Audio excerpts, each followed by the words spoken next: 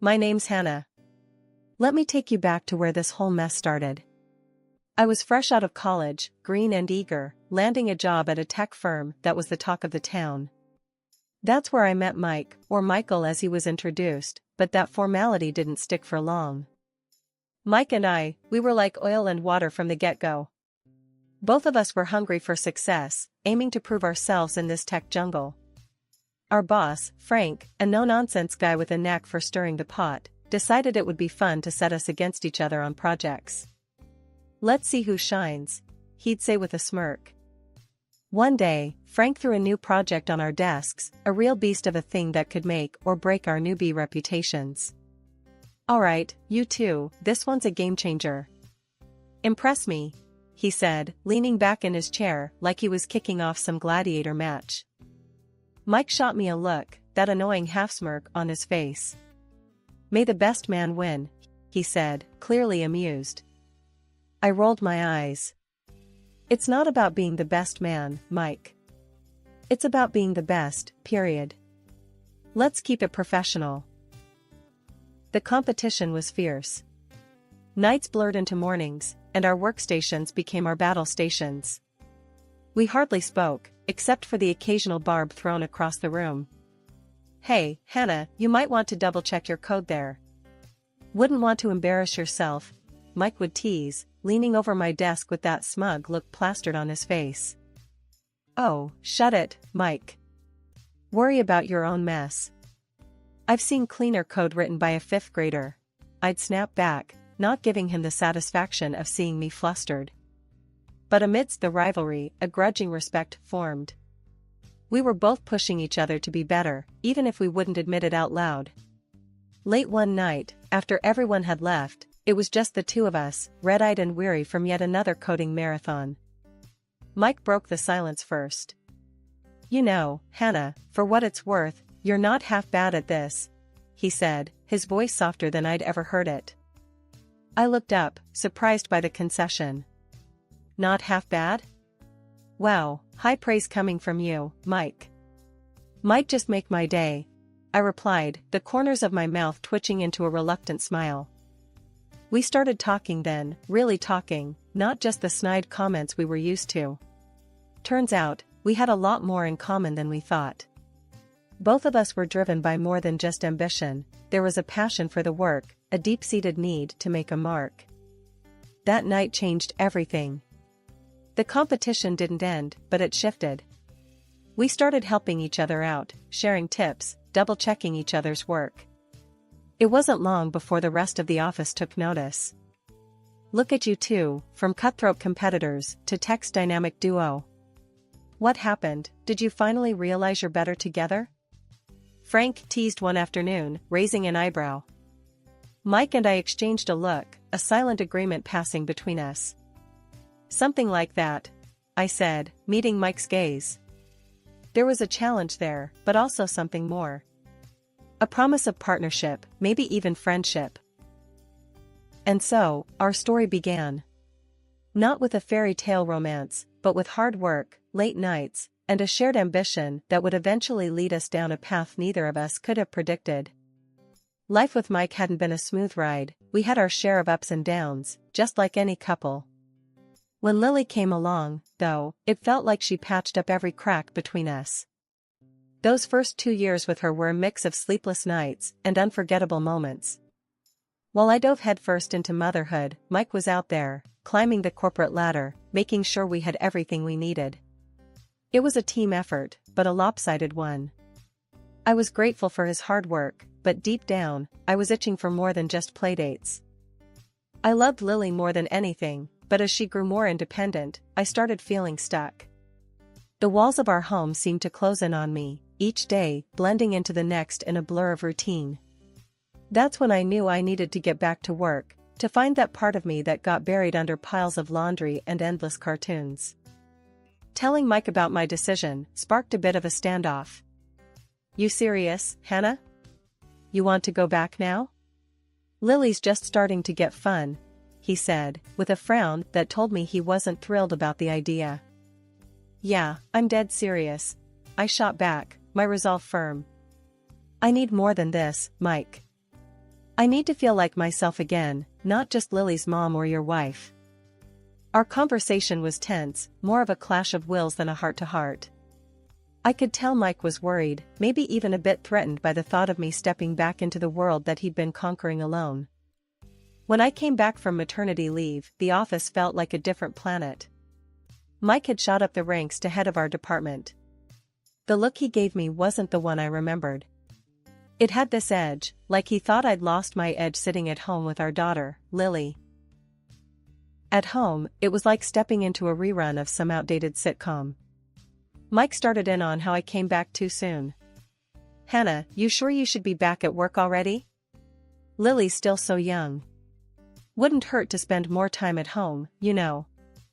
I laughed it off. Mike, sitting at home was driving me up the wall. I love Lily, but I need more than baby talk and diaper changes. My brain's itching for a challenge. His mom, though, she was another story. Every chance she got, she'd drop her 2 cents. "Hannah, dear, a woman's place is with her child. Mike's doing well, let him provide. You don't need to outdo your husband. It's not proper." I bit back the first 3 responses that came to mind. "Thanks for the advice, but I think we can manage just fine. I'm not trying to outdo anyone, I just want to do what I'm good at." Getting back into the swing of things at work wasn't easy. It was like starting from scratch, proving I still had what it takes. But I wasn't about to let Mike, or anyone else, see me sweat. I poured everything I had into my projects, and it paid off. A year later, I was leading the department right alongside Mike. You'd think he'd be proud, but no. He got all weird about it, like my success was a personal attack. "Don't you think you're being a bit ambitious, Hannah? Lily's still so young. Maybe you should have stayed home longer," he'd say, that condescending tone creeping in. I'd just shake my head and keep moving. "Ambition's got nothing to do with it, Mike. I'm just doing my job and doing it well. Shouldn't you be happy your wife's not a slouch?" At home, Lily played with her toy doctor's kit, examining me or her stuffed animals with an adorable concentration. "Mommy, when I grow up, I'm gonna be a doctor. Or a pharmacist, like Grandma." I smiled, ruffling her hair. "You can be whatever you want, sweetheart. Doctor, pharmacist, head of a department. Sky's the limit." Those days, the tension at home was palpable. Mike's mom wouldn't let up, and Mike kept echoing her outdated beliefs. But I wasn't about to back down. I'd worked too hard to let their old-fashioned views dictate my life. The tension in the air was palpable when our boss, Frank, called Mike and me into his office. The big news? The top spot in the company was opening up, and one of us was in line for the promotion. "It's between you two," he said, leaning back in his chair, his gaze shifting between us. "I expect both of you to prepare your cases. May the best candidate win." Back at home, the news set off a storm. Mike's ego couldn't handle the competition. "Hannah, you need to back down. It's obvious I should take this. I mean, come on, it's not just about us, it's about what's best for the family," he insisted, pacing back and forth in our living room. I couldn't believe what I was hearing. Best for the family? "Mike, whether you or I get the promotion, it benefits us all. Why does it matter who gets it?" He stopped, turned, and looked at me like I'd grown a second head. "Because I'm the man, Hannah. It's about respect. How will it look if my wife outranks me?" The argument spiraled from there. Respect? So, what, my achievements don't deserve respect? Is that what you're saying? I was fuming, disbelief and anger swirling inside me. Mike's face reddened, his frustration boiling over. "That's not what I meant, and you know it. It's just how things are. Men lead, Hannah. That's how it should be." I was about to retort when he stormed out, slamming the door behind him, off to find refuge with his mother, no doubt. True to form, it wasn't long before my phone rang, his mother's number flashing on the screen. "Hannah," she barked the moment I answered. "You listen to me. You will step down and let Mike have this. It's for the best. I held the phone away from my ear, her shrill voice filling the room. For the best? According to who? Because it sure isn't for me, or even Mike, really. This is about control for you. She spluttered, outraged. You ungrateful girl. Do you have any idea what people will say? How it will look for my son? Frankly, I don't give a damn what people will say. I shot back, my patience worn thin. This is our lives, not some gossip column. I won't step down because of outdated ideas about where a woman's place should be. The call ended with a click, her parting words a mix of threats and insults. I sat there, phone in hand, heart racing. The divide had never been clearer, but my resolve had never been stronger. Mike didn't come home that night, choosing instead to wage his battle from behind the lines, his mother's house. The next few days were a blur of silent phone calls, terse text messages, and an overwhelming sense of betrayal. How had it come to this? How had our partnership, built on mutual respect and ambition, crumbled so quickly at the prospect of a promotion? Weeks turned into a blur of exhaustion for me after Mike and I had our big fallout. It wasn't just the mental toll of our argument, my body seemed to have joined in on the rebellion. I found myself hitting the snooze button more than usual, my thoughts were scattered, and the simplest tasks at work became monumental efforts. One particularly rough day, my boss called me into his office. His usual stern facade was replaced with a look of genuine concern. Hannah, have a seat, he started, motioning to the chair across from him. I've been noticing some changes in your work lately. This isn't like you. What's going on? I took a deep breath, trying to muster the energy to explain. Frank, I've just been feeling really off these past few weeks. I'm tired all the time, and I can't seem to get my head straight. I promise, I'm trying to push through it. Frank leaned back, folding his arms across his chest. I understand we all go through rough patches, but this is concerning. Are you sure you're up to handle your projects? We can't afford slip-ups. His words stung, not because they were harsh, but because they were true. I know, and I'm sorry.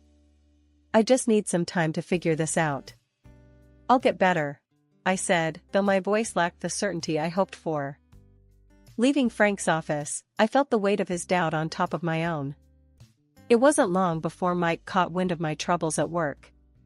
Instead of concern, he greeted me with a barely concealed satisfaction.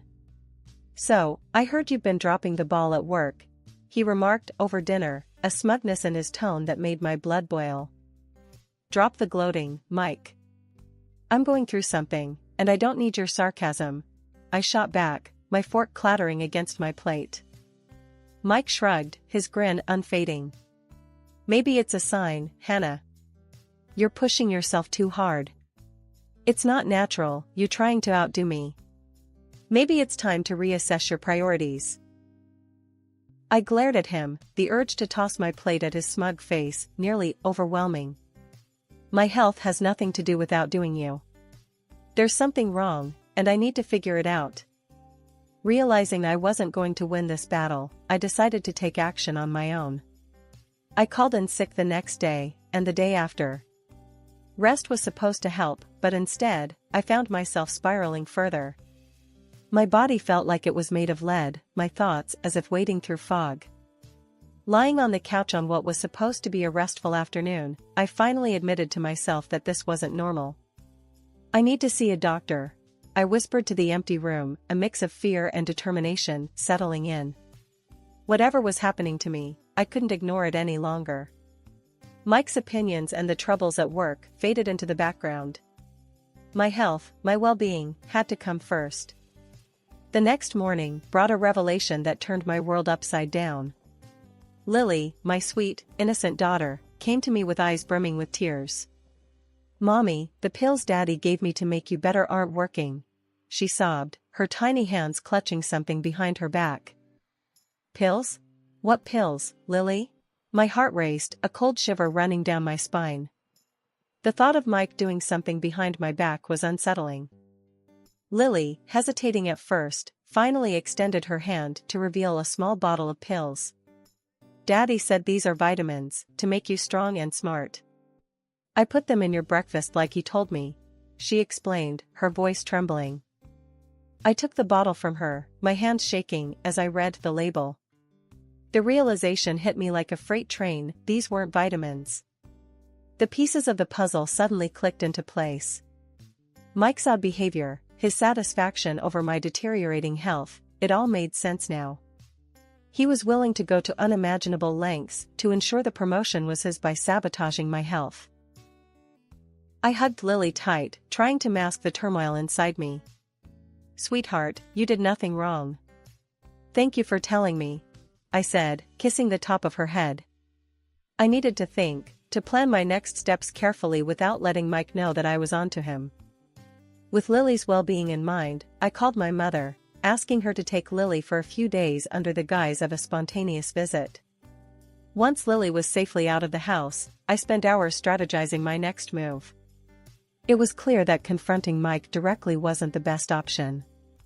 Not only did I need solid proof of his actions, but I also had to ensure our safety and legal standing. I scheduled a doctor's appointment to get tested for anything related to the pills. The visit was nerve-wracking, explaining the situation without revealing too much. The doctor assured me that we'd get to the bottom of it, and I left the clinic with a mix of fear and determination. Back home, I played the part of the unsuspecting wife, careful not to let on that I knew of Mike's betrayal. It was one of the hardest things I'd ever had to do, look the man I once loved in the eye, knowing he was capable of such deceit. A few tense days passed before I found myself at the doorstep of my mother-in-law's house, my heart pounding in my chest, but my resolve stronger than ever. The evidence was tucked securely in my bag, the jar of pills, the medical test results, and the most heartbreaking proof of all, the recording of Lily's innocent voice. The door swung open, and there stood my mother-in-law, her face twisting into a semblance of concern. "Oh, dear, you're looking a bit under the weather. Everything all right?" she asked, her voice dripping with feigned sweetness. I stepped inside, not missing the quick glance she exchanged with Mike, who looked like he'd seen a ghost. "Actually, no, everything is not all right," I started, my voice steady. "I've come to discuss something very important." We settled into the living room, an uncomfortable silence filling the space. I didn't waste any time. Pulling out the jar of pills, I placed it on the coffee table. "Recognize these?" I asked, locking eyes with Mike, then his mother. Their faces drained of color, the reality of the situation crashing down on them. Mike's mother was the first to break the silence, her voice rising in panic. "You can't prove anything with that. It's your word against ours." That's when I revealed the medical test results, the concrete evidence of the potent drug found in my system. "These say otherwise," I countered, the papers trembling slightly in my hand, not from fear, but from the intensity of the moment. But the final blow was the recording of Lily. Her voice filled the room, innocent and unaware of the magnitude of her words.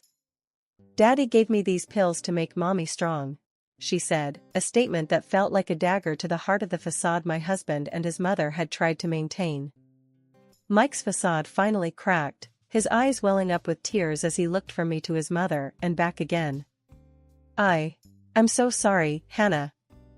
I didn't think it would go this far," he stammered, the weight of his actions finally dawning on him.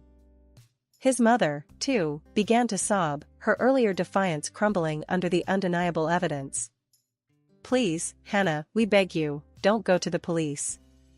We didn't mean for it to get out of hand. But my decision was made. What you did is unforgivable. You endangered not just me, but our daughter. I'm protecting my family, and that means ensuring justice is served," I said, my voice unwavering. I stood up, gathering the evidence. I paused at the door, taking one last look at the broken figures before me. This was not just about revenge, it was about setting things right, about moral responsibility. "I'll be in touch with the authorities. You'll have to answer for what you've done," I declared before stepping out into the sunlight, a sense of closure washing over me. As I drove to my mother's house, where Lily awaited, a mix of emotions coursed through me. Sadness, relief, but above all, a fierce determination to rebuild our lives, free from deceit and manipulation. The path to justice was neither swift nor easy, but it was a path I knew I had to walk, not just for my own sake, but for Lily's and for the principle of right and wrong. The day I stepped into the police station, a mix of dread and determination churned inside me.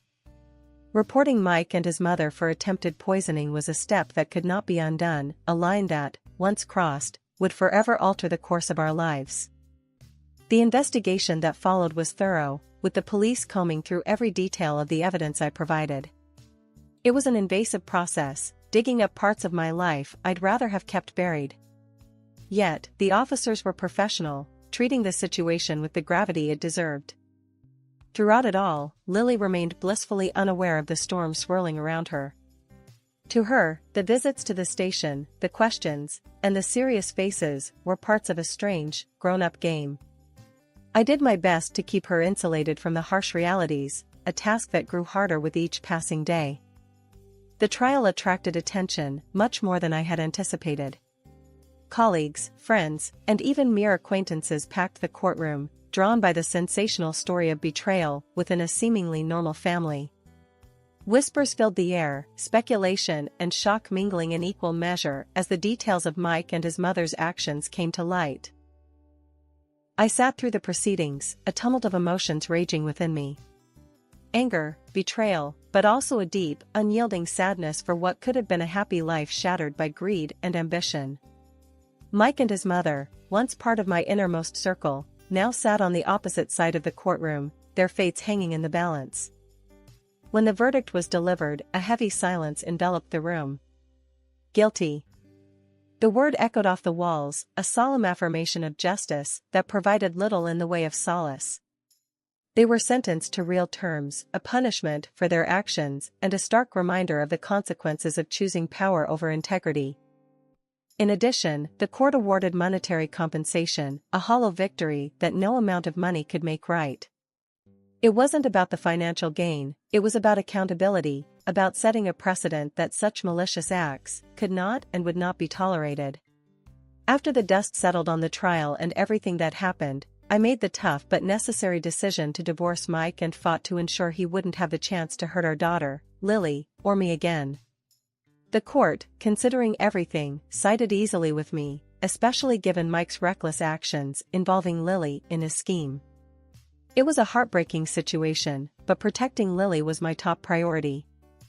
Mike lost his job over the scandal. The promotion he so desperately schemed for? It landed on my desk. It was a bittersweet victory. That chair felt like a throne of thorns at times, a constant reminder of the turmoil we went through to get here. Yet, it was also a testament to resilience, mine and Lily's. Life started to settle into a new rhythm. My mom was an incredible support through it all, her strength and love a steady presence in the storm. Lily, bless her heart, remained the ray of sunshine she always was, somehow untouched by the darkness of recent events. One evening, as I sat down with a cup of tea after putting Lily to bed, my mom joined me at the kitchen table. "You're doing great, Hannah. I'm so proud of you," she said, reaching over to squeeze my hand. I sighed, the weight of the past months pressing down on me. "Thanks, Mom. It's just hard, you know? I never imagined it would come to this. Winning that position, it feels like a Pyrrhic victory." Mom nodded, understanding in her eyes. "But you're moving forward, honey. And you're not alone. You've got Lily, you've got me, and it sounds like your boss and colleagues are right there with you." She was right. My boss had been incredibly supportive, and my colleagues rallied around me, offering help, understanding, and the occasional much-needed laugh. Yeah, they've been amazing. Frank told me the other day that he admires my strength. He said the company is lucky to have me. It's just, everything has changed. Change isn't always bad, Hannah. It's just different. And sometimes, it's exactly what we need to find out what we're truly capable of, Mom advised, her voice gentle, but firm. As the days turned into weeks and months, That's what I clung to, the idea that through change, we grow, we learn, and we find new paths. My path wasn't just about climbing the corporate ladder anymore, it was about building a safe, happy life for Lily and me.